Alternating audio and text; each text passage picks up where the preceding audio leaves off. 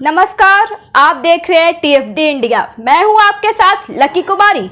इस बार का लोकसभा चुनाव में बीजेपी के लिए काफी निराश भरा हुआ है। खराब प्रदर्शन की वजह से यूपी बीजेपी में काफी हलचल रही है, जिसके चलते पिछले 2 दिनों से यूपी बीजेपी अध्यक्ष भूपेंद्र चौधरी पीएम मोदी, अमित शाह और जेपी नड्डा से मुलाकात कर रहे हैं। सूत्रों के मुताबिक यूपी बीजेपी अध्यक्ष भूपेंद्र चौधरी ने पीएम मोदी, अमित शाह और जेपी नड्डा से मुलाकात में वही बातें दोहराई जो उन्होंने बीजेपी के खराब प्रदर्शन पर तैयार रिपोर्ट में कही थी। लोकसभा चुनाव में खराब नतीजों पर एक रिपोर्ट तैयार की गई है। 15 पत्रों की यह रिपोर्ट यूपी की 80 सीटों पर करीब 40,000 बीजेपी कार्यकर्ताओं से बातचीत और फीडबैक के आधार पर तैयार की गई है। भूपेंद्र चौधरी ने यही फीडबैक रिपोर्ट दी है और पिछले 2 दिनों में दिल्ली में पीएम मोदी, अमित शाह और जेपी नड्डा से मुलाकात में इस पर चर्चा भी की है।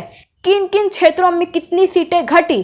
राज्य के सभी 6 क्षेत्रों में पश्चिमी यूपी, ब्रज, कानपुर, बुंदेलखंड, अवध, गोरखपुर और काशी क्षेत्रों में पार्टी के वोट शेयर में कम से कम 8% की कमी आई है। और हाल में ही हुए लोकसभा चुनाव में सपा ने उत्तर प्रदेश की 80 में से 37 सीटें जीती, जबकि 2019 में उसने 5 सीटें जीती थी।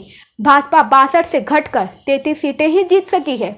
पार्टी के अपने आंकड़ों के अनुसार पार्टी ने सबसे खराब प्रदर्शन पश्चिमी और काशी क्षेत्र में किया है, जहां उसे 28 में से केवल 8 सीटें मिली है। ब्रज में उसे 13 में से 8 सीटें मिली। गोरखपुर क्षेत्र में पार्टी को 13 में से केवल 6 सीटें ही मिल सकी है, जबकि अवध में उसे 16 में से केवल 7 सीटें मिली। कानपुर, बुंदेलखंड में भाजपा अपनी मौजूदा सीटें वापस पाने में विफल रही है। उसे 10 में से केवल 4 सीटें मिली है। प्रदेश में अधिकारियों और प्रशासन की मनमानी रही है। सरकार के प्रति पार्टी कार्यकर्ताओं में असंतोष रहा है।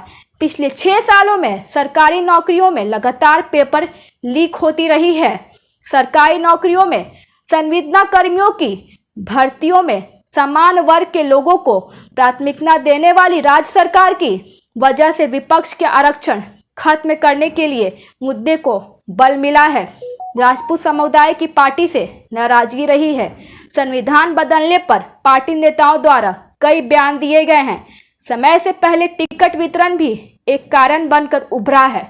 6वें और 7वें चरण में मतदान के समय तक कार्यकर्ताओं का उत्साह कम हो गया है। सरकारी अधिकारियों में पुरानी पेंशन का मुद्दा छाया रहा है। बता दें कि पार्टी का मानना है कि निचले स्तर पर चुनाव अधिकारियों द्वारा भाजपा के कोर वोटरों के नाम वोटर लिस्ट से हटा दिए गए हैं।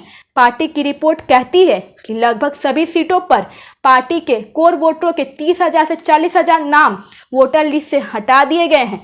धन्यवाद। आगे की जानकारी के लिए देखते रहिए टीएफडी इंडिया।